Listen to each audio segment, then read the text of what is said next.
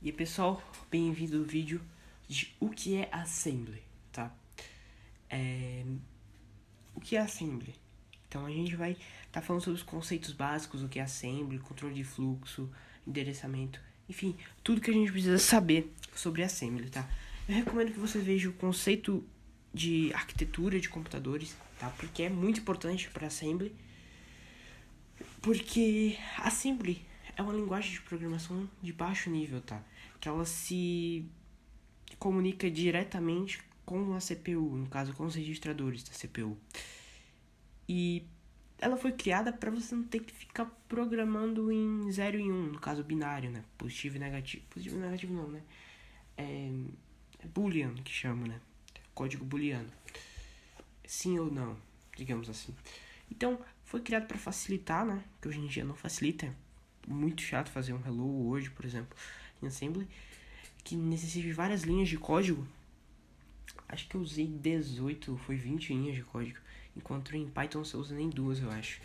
Então, a gente vai estar aprendendo aqui o que é Assembly, tá? Nesse vídeo. O próximo vídeo vai ser lançado aí. Vou estar fazendo Hello hoje, né? Nossos primeiros códigos aí em Assembly, pra vocês verem o quão dificultoso é. Ok? Então, o que é a estrutura de um programa? Eu já falo logo que eu vou fazer mais vídeos explicativos focados em cada tópico aqui, tá? Esse aqui é só o básico, tá? Só o contexto, que eu posso dizer, o conceito, tá? De cada coisa. Então, a estrutura de programa Assembly são a seção de dados, a seção de código e a seção stack, tá? A seção de dados são as variáveis e as constantes utilizadas pelo programa. No caso, você define um global. Você vai ver isso aqui enquanto a gente vai codando. Vai ser melhor de entender, tá? Seção de código, que são as instruções da máquina, tá? A ser executado pelo processador, no caso o move, que a gente vai ver aqui, tá? Movimentação de dados, que se encaixa na seção de código. E a stack de armazenamento temporário de informações, tá? Para quando você executa o seu programa Assembly. Então a gente tem as instruções básicas, que a gente também vai ver. A gente vai ver o move e o shore, tá?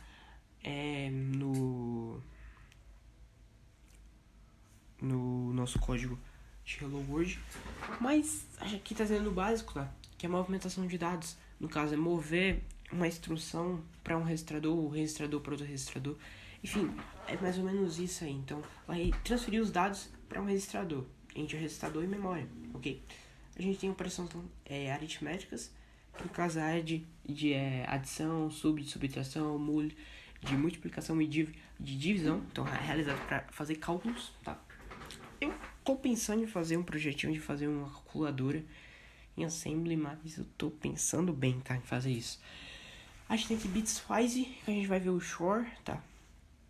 Que é a manipulação de bits, tá? Vou fazer um vídeo sobre cada um aqui. E tem o controle de fluxo também, né? Que são instruções como JMP, JE e CAL, que são para desvio de execução, tá?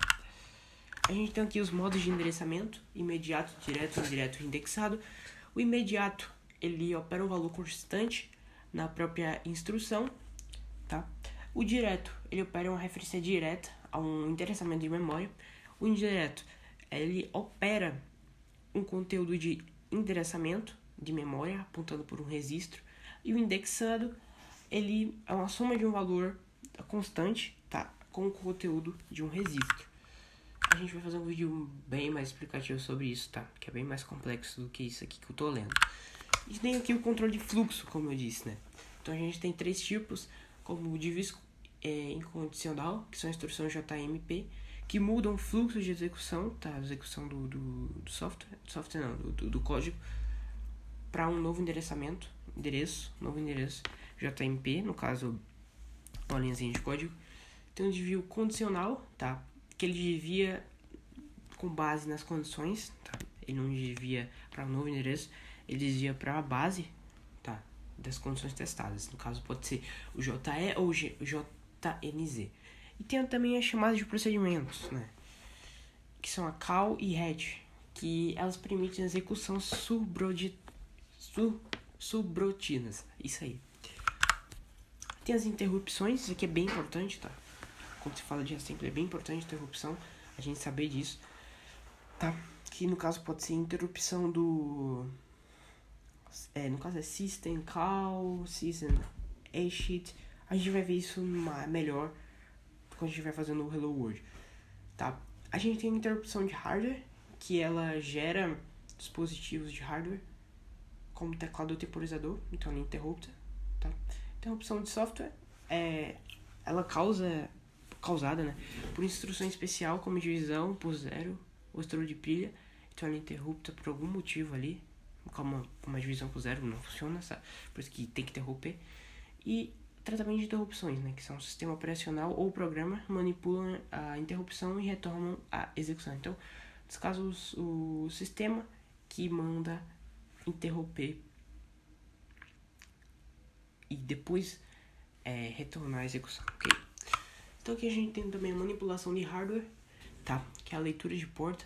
Então a instrução para ler os valores, aqui no caso de manipulação de hardware, são as instruções para falar sobre o hardware, ok? A gente tem aqui instrução para ler os valores de sensores e dispositivos de entrada. Então é um código, posso dizer código. No caso a gente vai gerar uma instrução para ela ler os valores da porta. Então, porta USB, porta PCI, no caso também. Então, ela vai ler os valores de sensores de dispositivos de entrada. Então, também tem a escrita de porta, que é a instrução para enviar os comandos e ativar dispositivos de saída. No caso, para ativar o fone, para ativar o USB, para ativar tudo que seja de porta. Não tenho em mente aqui o que podia ser também. A gente também tem um mapeamento de memória, tá? Que é uma técnica para acessar os registradores, tá? E os dispositivos de hardware, e as interrupções, que são mecanismos para reagir a eventos gerados pelo hardware. Então, para concluir aqui, vou botar na cabecinha de vocês. O assembly não é mais usado no mercado, tá? Não sei para que você quer aprender assembly. A não ser para cargos muito específicos, como kernel. Nem kernel acho que usa tanto mais. Mas kernel vou fazer mais vídeo sobre. Exemplo, banco pode se utilizar também. Na NASA também. Então é uma coisa muito complexa. Tá se acabando. Os programas de hoje em dia não querem mais saber de assembly. Acho que poucas pessoas tentam aprender. Também não tem conteúdo no YouTube, não tem curso online, não tem livro ensinando. Não tem código, não tem muitos recursos, né? Infelizmente, é uma coisa bem inacessível, digamos assim. Enfim, a gente pode perceber que Assembly é uma linguagem de baixo nível, tá? Que ela se comunica diretamente com o registrador. Ela foi feita para, como eu falei inicialmente, ela foi feita para facilitar a vida dos programadores, para não ter que programar em 0 e 1, que, cara, se fosse, eu acho que não ia ter muito programador não, hein? E mesmo a gente comparando com as outras linguagens de hoje em dia, ela foi uma linguagem inovadora pra época, né? Quando você se imaginar botando pra mover um registrador de um canto pra outro sem usar 0 e 1 é inacreditável naquela época. Só falando da complexidade dela, né? A gente, como diz aqui, a programação em Assembly requer um entendimento profundo de arquitetura do computador. O que eu quero dizer é isso.